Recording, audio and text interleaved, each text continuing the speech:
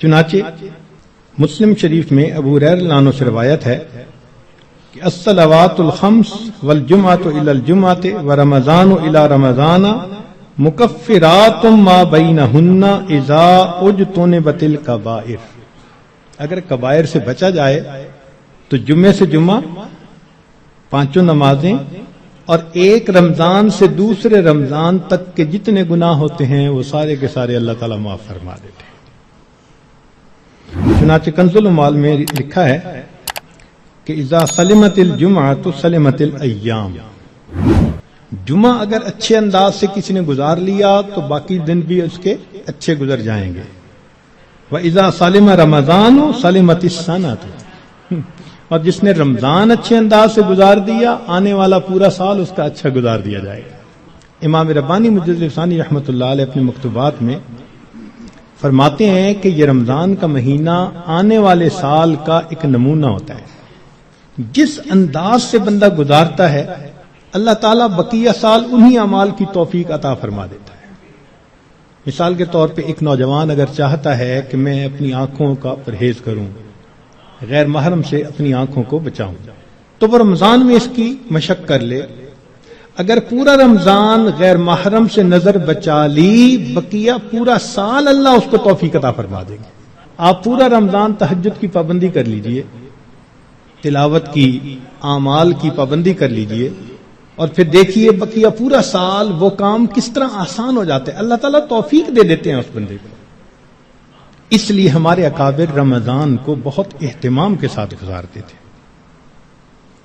بلکہ بخاری شریف کی روایت ہے کہ ایک صحابیہ حج پہ جانا چاہتی تھی، خاوند نے نہ کر دی. پوچھا بھی کیوں؟ اس نے کہا سواری نہیں ہے. اس نے کہا فلاں اونٹ تو ہے. اس نے کہا وہ میں نے صدقے کی نیت کر لی، اب وہ میرا نہیں، وہ اللہ کا ہے، اب میں تمہیں نہیں لے کے جا سکتا. خاموش ہو گئی. خاوند جب حج کر کے واپس آیا تو وہ عورت نبی علیہ السلام کی خدمت میں حاضر ہوئی.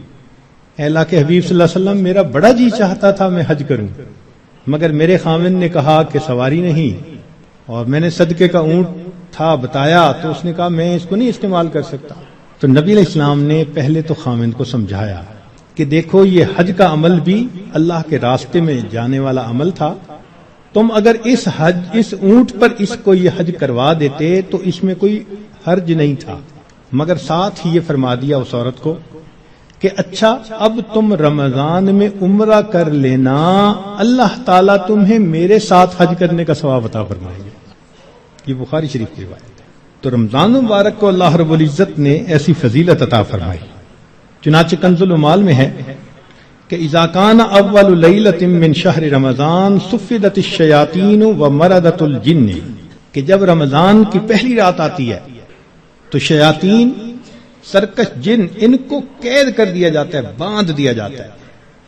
خبردار میرے پیارے حبیب صلی اللہ علیہ وسلم کے امتیوں کے روزوں کو تم خراب نہ کر سکو، تو شیاطین کو باندھ دیا جاتا ہے. وغلقت ابواب النار فلم یفتح منها باب، جہنم کے سارے دروازے بند کر دیے جاتے ہیں، پورا رمضان بند رہتے ہیں. وفتحت ابواب الجنت فلم یغلق منها باب، اور جنت کے سارے دروازے کھول دیے جاتے ہیں اور ان دروازوں کو پورا مہینہ بند نہیں کیا جاتا.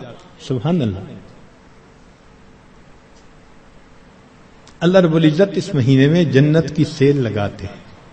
وَيُنَادِي مُنَادٍ كُلَّ لَيْلَةٍ، اور ایک ندا دینے والا فرشتہ ہر رات یہ ندا دیتا ہے، یا باغی الخیر اقبل، اے نیکی کے متلاشی آگے بڑھ.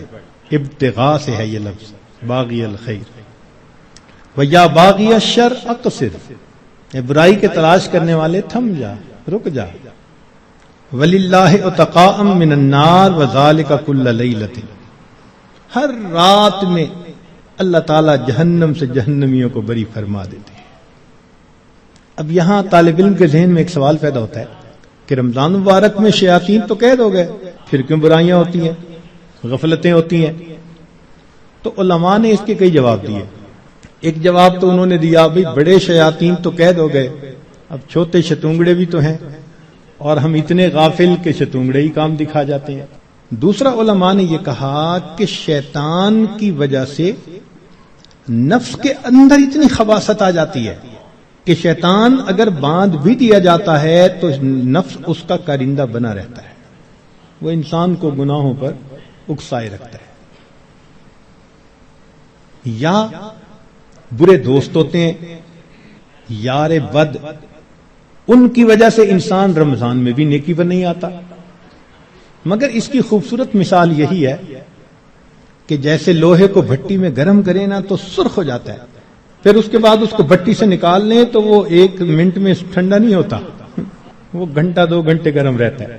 تو شیطان نے انسان کو گناہوں کی بھٹی میں اتنا گرما دیا ہوتا ہے کہ ان لوگوں کے لیے رمضان کا مہینہ آ بھی جاتا ہے تو وہ گرمی اسی طرح موجود رہتی ہے۔ نبی علیہ السلام نے ارشاد فرمایا من وافق موتہ عند القضاء رمضان دخل الجنہ، جس بندے کو رمضان المبارک کے اندر موت آ گئی اللہ تعالیٰ اس کو جنت کے اندر داخل فرما دیتے ہیں۔ سیدہ عائشہ صدیقہ رضی اللہ تعالیٰ عنہ فرماتی ہیں کہ کان رسول اللہ صلی اللہ علیہ وسلم یجتہد فی رمضان ما لا یجتہد فی غیرہ، مسلم شریف کی روایت کہ رمضان المبارک میں نبی علیہ السلام عبادات میں اتنی محنت فرماتے تھے، مشقت اٹھاتے تھے کہ رمضان کے علاوہ کسی اور مہینے میں اس قدر محنت نہیں فرماتے تھے۔ اس سے معلوم ہوا کہ خاص اہتمام فرماتے تھے اس مہینے۔ ایک اور روایت ہے بہقی کی، سیدہ صدیقہ عنہ فرماتی ہیں کہ کان رسول اللہ صلی اللہ علیہ وسلم اذا دخل رمضان، کہ جب رمضان کا مہینہ آتا تھا شد میں ازارہ، نبی علیہ السلام اپنی تہبند کو کس کے باندھ لیتے تھے، ثم لم یأت فراشہ حتی ینسلخ، پھر پورا مہینہ گزرنے تک اپنے بستر پر واپس نہیں آیا کرتے تھے۔ اللہ اکبر کبیرہ، اس لیے کہ وہ رمضان کی برکات سے واقف تھے، جانتے تھے۔ بہقی کی شریف کی ایک اور روایت ہے کان اذا دخل رمضان تغیر لونہ، کہ جب رمضان کا مہینہ آتا تھا نبی علیہ السلام کا چہرے کا رنگ بدل جاتا تھا۔ اللہ اکبر کبیرہ، وکثرت صلاتہ، اور نبی علیہ السلام نماز نفل کثرت کے ساتھ پڑھتے تھے۔ وابتہل فی الدعاء واشفق لونہ، اور اپنی دعا میں اتنے اللہ کے سامنے عاجزی کرتے تھے کہ آپ صلی اللہ علیہ وسلم کا چہرہ انور سرخ ہو جایا کرتا تھا۔ اللہ اکبر۔ چنانچہ ایک حدیث مبارکہ میں ہے، سلمان فارسی رضی اللہ عنہ اس کی روایت فرماتے ہیں کہ خطبنا رسول اللہ صلی اللہ علیہ وسلم فی آخر یوم من شعبان فقال، نبی علیہ السلام نے فرمایا یا ایھا الناس قد اظلکم شہر عظیم مبارک، اے لوگو تمہارے اوپر ایک بڑا مہینہ برکت والا آ گیا ہے، شہر فیہ لیلۃ خیر من الف شہر، ایسا مہینہ کہ جس میں ایک رات ہے جو 1000 مہینوں کی عبادت سے بھی زیادہ افضل ہے۔ شہر جعل اللہ صیامہ فریضہ، ایک ایسا مہینہ جس کے روزے کو اللہ رب العزت نے فرض فرمایا، وقیام لیلہ تطوعا، اور رات کے قیام کو اللہ نے اپنے قرب کا ذریعہ بنایا۔ من تقرب فیہ بخصلۃ من الخیر کان کمن ادى فریضۃ فیما سوا، جس نے رمضان میں نفل عمل کیا ایسے اجر ملے گا جیسے رمضان کے علاوہ اس نے کسی فرض کے اوپر عمل کیا تھا۔ ومن ادى فریضۃ فیہ کمن کان کمن ادى 70 فریضۃ فیما سوا، جس نے ایک فرض پر عمل کیا اس کو 70 فرض جو غیر رمضان میں ہوتے ہیں اس کے برابر اجر عطا کیے جاتے ہیں۔ یہاں سے معلوم ہوا کہ اللہ رب العزت رمضان مبارک میں انسان کے اعمال کا ریٹ 70 گنا بڑھا دیتے ہیں، ملٹیپلائی، سبحان اللہ۔ ایک ایک عمل کو دنیا ریٹ انکریز کرتی ہے تو 10% اور 20%، 10واں حصہ 20واں حصہ، اللہ تعالیٰ ریٹ بڑھاتے ہیں تو کیا 70 گنا، 70 سے ضرب دے دی، اس لیے کہ وہ شہنشاہ حقیقی ہے۔ وہ اپنے بندوں کو اتنا اجر دینا چاہتا ہے کہ ان کے گناہوں کی ظلمتیں ختم ہو جائیں. تو ایسے وقت میں ہمیں بھی چاہیے کہ ہم اپنے اعمال اللہ رب العزت کے حضور پیش کریں. چنانچہ نبی علیہ السلام نے ارشاد فرمایا هو شہر الصبر والصبر ثوابہ الجنہ، یہ صبر کا مہینہ ہے اور صبر کا بدلہ جنت ہے. وشہر المواسات، غمخاری کا مہینہ. سبحان اللہ. چنانچہ اسی حدیث میں آگے نبی السلام نے ارشاد فرمایا کہ اولہ رحمت، اس مہینے کے پہلے 10 دن رحمت، واوسطہ مغفرۃ، درمیان کے 10 دن مغفرت کے، وآخرہ عتق من النار، اور آخری 10 دن آگ سے آزادی کے. وہ کیسے؟ علماء نے اس کی بہترین تفسیر یوں کی کہ کچھ وہ لوگ ہوتے ہیں کہ جو پہلے سے ہی نیکوکاری کی زندگی گزارنے والے ہوتے ہیں، گناہوں سے بچتے ہیں، تقوی طہارت کی زندگی گزارتے ہیں، تو ان کے لیے تو رمضان رحمت کی خوشخبری بن کے آتا ہے، تو پہلے 10 دن میں ہی ان کے درجے بلند ہو جاتے ہیں. اور کچھ ایسے بھی ہوتے ہیں کبھی نیکی کر لی کبھی خطا کر بیٹھے. تو ایسے لوگ جب رمضان کے پہلے 10 دن گزار لیتے ہیں تو اس میں ان کے جو گناہوں کی ظلمت ہوتی ہے اس کو اللہ تعالیٰ ختم کر دیتے ہیں. چنانچہ اوسطہ مغفرۃ، ان کے لیے درمیانی 10 دن مغفرت کا پیغام بن جاتے ہیں.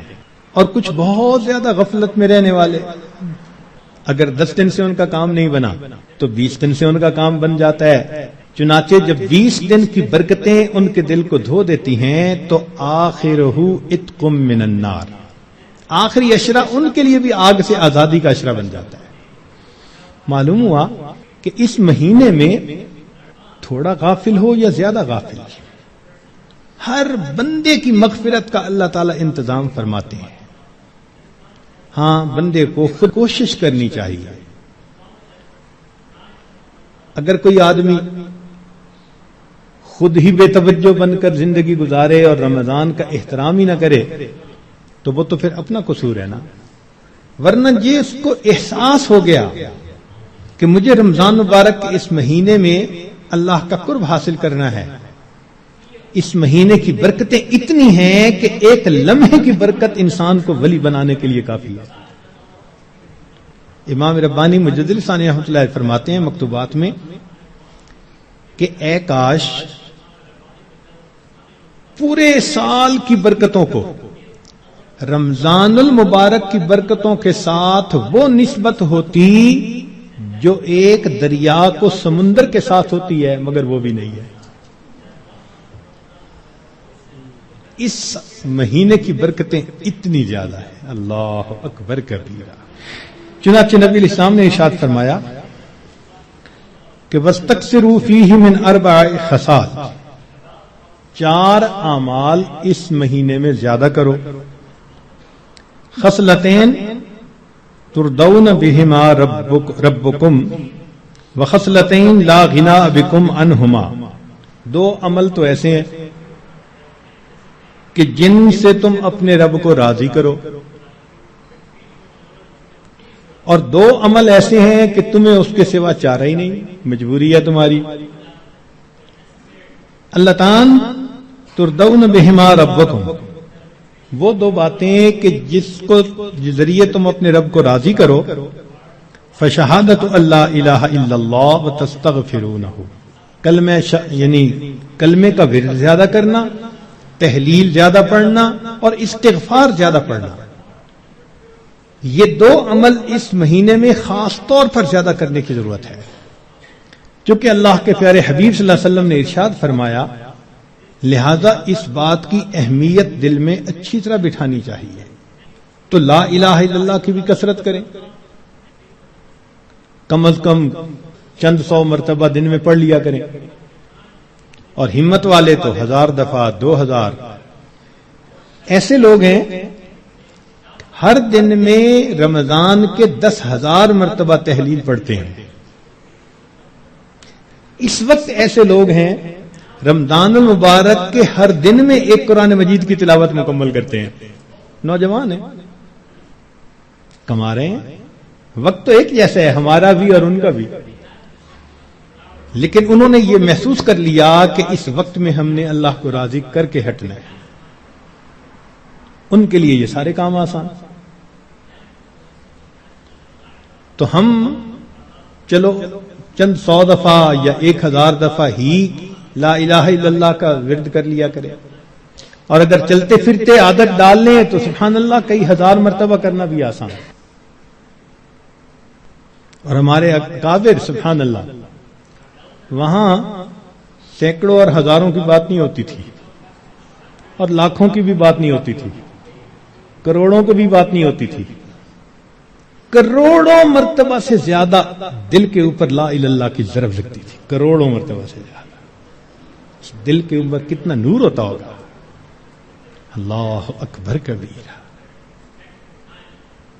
اور استغفار کی کثرت کریں۔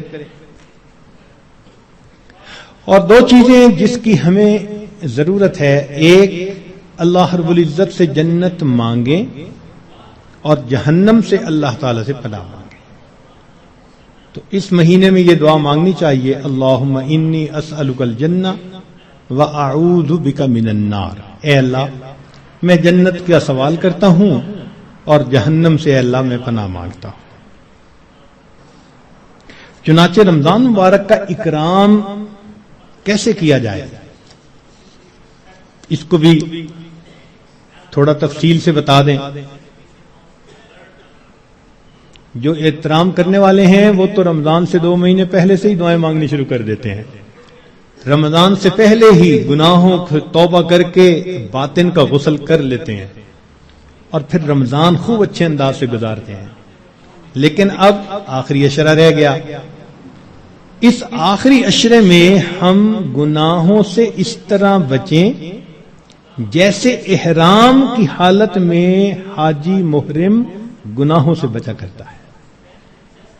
جو لوگ حج پر گئے ہیں نا، عمرہ پر، ان کو اچھی طرح اندازہ ہے کہ جب احرام باندھ لیتا ہے تو بالکل کیفیت ہی اور ہو جاتی ہے، پھر جنایات سے بہت بچنے کی کوشش ہوتی ہے، ہر وقت یہ احساس رہتا ہے میں محرم ہوں، احرام باندھا ہوا ہے، بالکل رمضان گزارتے ہوئے وہی کیفیت ہو، انا صائم، میں روزہ دار ہوں، رمضان کا مہینہ ہے، مجھے اس میں کوئی گناہ نہیں کرنا۔ چلتے پھرتے لا الہ الا اللہ کا ورد رکھیں، اور کبھی کبھی پورا کلمہ بھی پڑھیں، لا الہ الا اللہ محمد الرسول اللہ۔ جتنا ممکن ہو سکے قرآن مجید کی تلاوت کریں، حتیٰ کہ 2-3 منٹ بھی اگر خالی ہیں تو اس کو خالی نہ گزرنے دیں،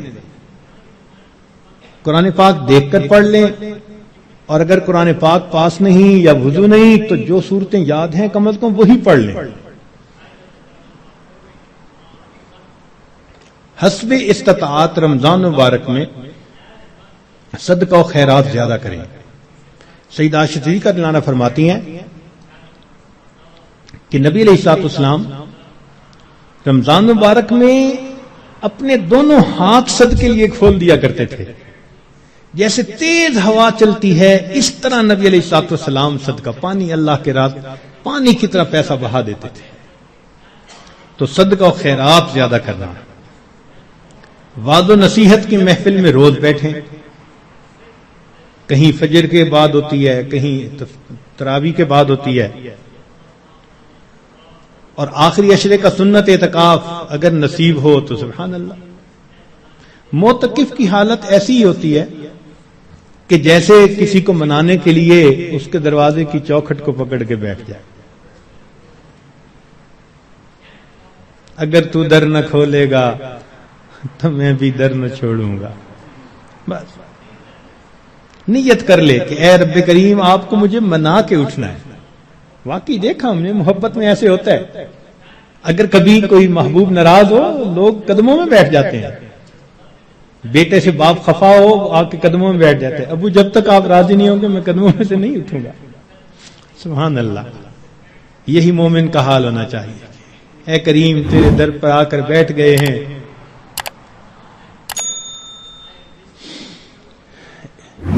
اجازت ہو تو آ کر میں بھی شامل ان میں ہو جاؤں، سنا ہے کل تیرے در پر ہجوم عاشقاں ہوگا. عشق محبت والے 10 دن فارغ کرتے ہیں اللہ کے سامنے, دن رات عبادت میں گزارنے کی کوشش کرتے ہیں, اور دعاؤں میں پھر انسان خوب عاجزی اور زاری کرے. اس طرح رمضان مبارک کی قدردانی کیجیے.